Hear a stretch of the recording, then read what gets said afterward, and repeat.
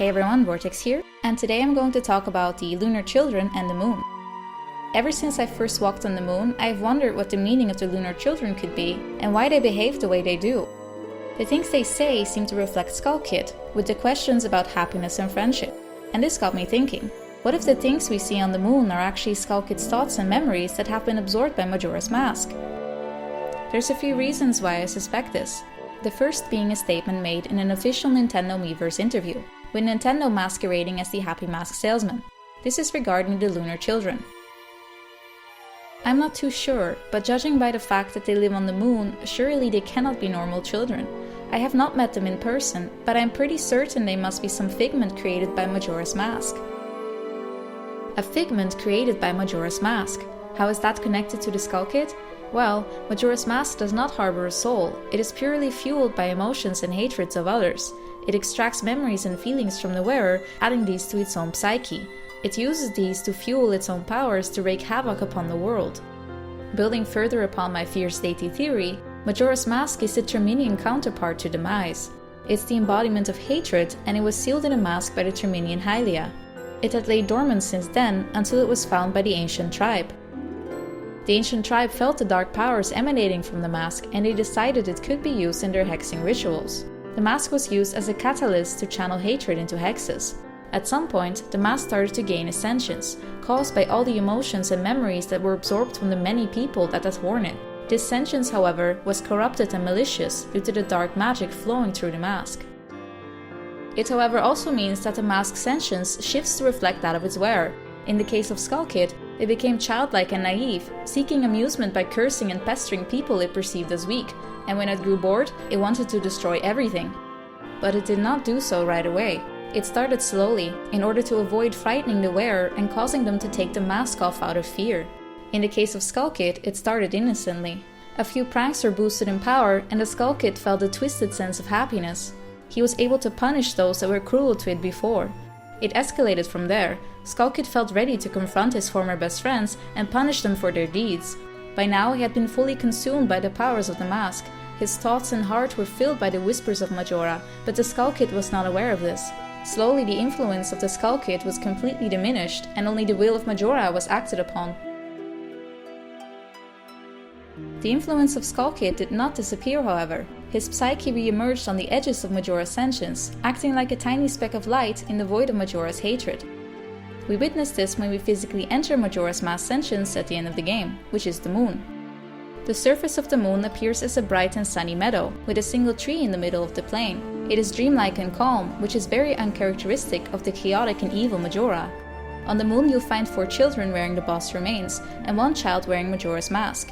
The 4 children represent the giants, while the child at the tree represents Skull Kid. Skull Kid is singled out because he feels abandoned by his friends. The Lunar Children are remnants of Skull Kid's psyche, absorbed by Majora's Mask while Skull Kid was wearing it. While Majora felt no guilt for harming others, Skull Kid did.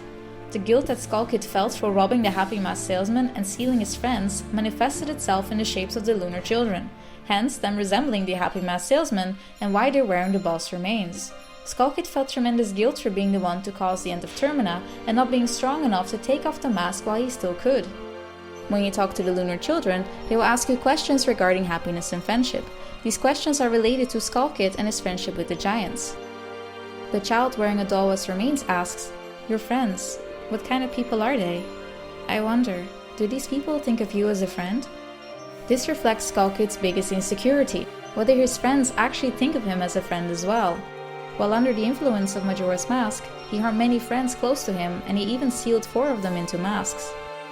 He still values his friends, however, but he started to believe that everyone hated him and he couldn't undo what he had done. That's why he didn't stop hurting people. This is made very clear in the ending. Skull Kid is emotionally struck by the fact that his friends never stopped thinking of him as their friend. It turned out he was wrong. It wasn't too late yet. His friends never stopped believing in him.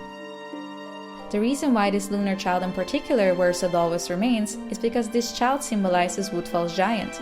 The main theme of Woodfall is trust. A lack of trust caused the struggle between the Deku and the monkeys. The Deku Kingdom did not trust the monkeys and wrongly accused them of their misfortune. It wasn't until the return of their princess that they realized the error of their ways. The issues at Woodfall are symbolic for the fact that Skull Kid was not able to trust his friends.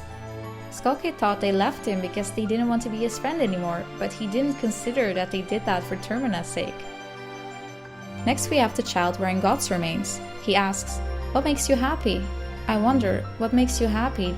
Does it make others happy too? Skull Kid was wondering whether something that makes him happy would make his friends happy as well. The feelings of being able to punish the people of Termina brought joy to the Skull Kid, for a while at least. But it started to gnaw at him that in the end, his friends wouldn't come back to him. He had not achieved true happiness using Majora's Mask. He only alienated his friends even more.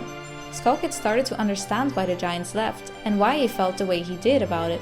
He had never told the 4 giants anything about his true feelings towards them or their duty as the guardians, and this is where his anger and frustration originated. He felt neglected and abandoned. He realized that his happiness was linked to that of his friends. He couldn't be happy if he was hurting his friends, and his friends couldn't be happy while Skull Kid was suffering. The reason why this lunar child in particular wears God's remains is because this child symbolizes Snowhead's giant. The main theme of Snowhead is honesty. The Gorons blindly believed their hero would solve all of the problems for them. They were, however, also aware of the fact that their hero had fallen. The Gorons decided that false hope was a better alternative than to face reality and to be honest about their situation, and this caused them to simply wait for their death. The issues at Snowhead are symbolic for the fact that Skull Kid was not able to tell the truth and to be honest to the 4 giants and tell them how he felt about them leaving. Next is the child wearing Georg's remains. He asks, "The right thing, what is it? I wonder, if you do the right thing, does it make everyone happy?" While under the influence of Majora's Mask, Skull Kid's conscience was questioning whether he was doing the right thing by spreading his anger to those that had harmed him. He had felt neglected, and by using Majora's Mask, he could finally force the world of Termina to stop ignoring him.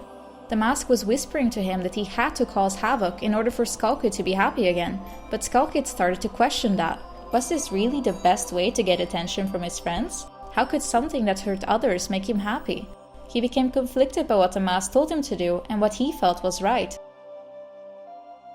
The reason why this lunar child in particular wears Georg's remains is because this child symbolizes Great Bay's giant. The main theme of this region is empathy. The Zora were aware of the predicament they were in, yet they chose to ignore the cause. They simply carried on as usual, not paying heed to the warning signs coming from the Great Bay Temple. They believed things would just pass and that there was no need for concern. The signs of Lulu losing her voice, her eggs, and the water conditions were disregarded, even though everyone was aware of the Great Bay Temple legends. Instead, Lulu was left sitting at the coast staring at nothing, while the rest of the Zora were preparing for a carnival that would never happen. The issues at Great Bay are symbolic for the fact that Skull Kid was not able to emphasize with his friends. Instead, he made the sadness all about himself.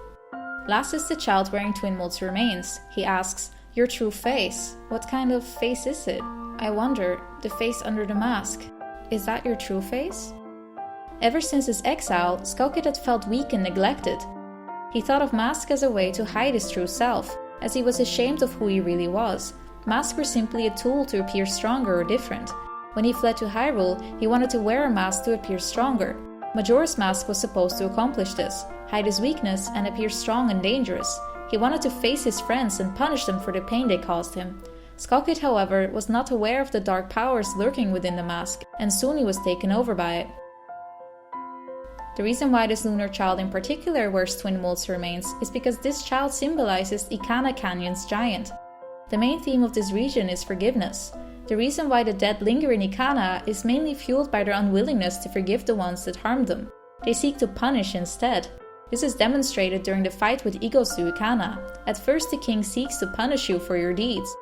But once you defeat him, he states that, believing in your friends and embracing that belief by forgiving failure, these feelings have vanished from our hearts. The king realizes that forgiveness is necessary to move on. The issues at Ikana Canyon are symbolic for the fact that Skull Kid felt angered and betrayed by his friends, and thus refused to forgive them. He chose to dwell on his negative emotions instead. The giants show 4 elements of friendship: trust, honesty, empathy, and forgiveness. Without these 4 elements, you cannot achieve true friendship, and Skull Kid was lacking all of these. Last but not least, we have the child wearing Majora's Mask. He asks that Link wear his true face when he speaks to him. You're therefore not able to talk to him while transformed. This lunar child is affected by both Skull Kid and Majora, hence why this child shows two different sides to him. The lunar child on one hand feels lonely. He remarks that all of his friends have left if you gave the other children your masks. He sits in a very withdrawn position, facing down towards the floor. He then asks Link if he wants to play with him instead.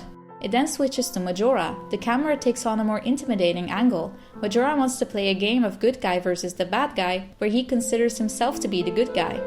You're then taken to a place within the mask itself, where its powers are at its peak. The 4 boss masks you collected are reclaimed and once again used against you. Once Majora is finally defeated, its powers collapse and the area around you dissipates. The power residing within Majora's mask has finally been released. Now that we know what the inside of the moon symbolizes, we are left with one final mystery: the moon itself. Many people speculate the moon to have been created by Majora, but I have a different opinion about this. I believe this moon to be the actual Terminian moon, having been pulled out of orbit against its will. And this may sound a little bit weird, but there's actually a lot of evidence supporting it. First, there's the references made by the clock tower's residents about the moon being different, but they're not referring to it suddenly having a face. They're merely sensing that something changed. This means the moon always had a face. Professor Shikashi confirms that the moon was being worshipped, or at least respected by the people of Termina. If you look at Mayor Dotor's chair, you'll see something that heavily resembles the moon, proving this was the moon they had been worshipping before, and it already has a face. Only the eye color changed. Shikashi confirms as well that the moon always had a face, as he had been gazing at it since he was a child. But he only comments about the moon feeling a little strange, and he doesn't comment about the moon having a face, which moons normally don't have. This is also supported by the jugglers. One of them comments the moon suddenly has scary red eyes opposed to its usual color. This corresponds with the fact that the moon's eyes have been altered to reflect Majora's influence. When you look at the Skull Kid through the telescope, you'll see a moon's tear falling out of the moon's eye. The moon only recently started to cry, corresponding with the time Skull Kid started to use Majora's mask. It's like the moon is weeping because it's aware of what's going on around it, but it's not able to do anything about it. In short, the lunar children you find on the moon are residues of Skull Kid's memories and feelings, left behind in the mask. They resemble the salesman and the giants due to Skull Kid's guilt over stealing the mask and causing Termina's demise. The moon is not actually created by Majora, it is simply being pulled towards the earth.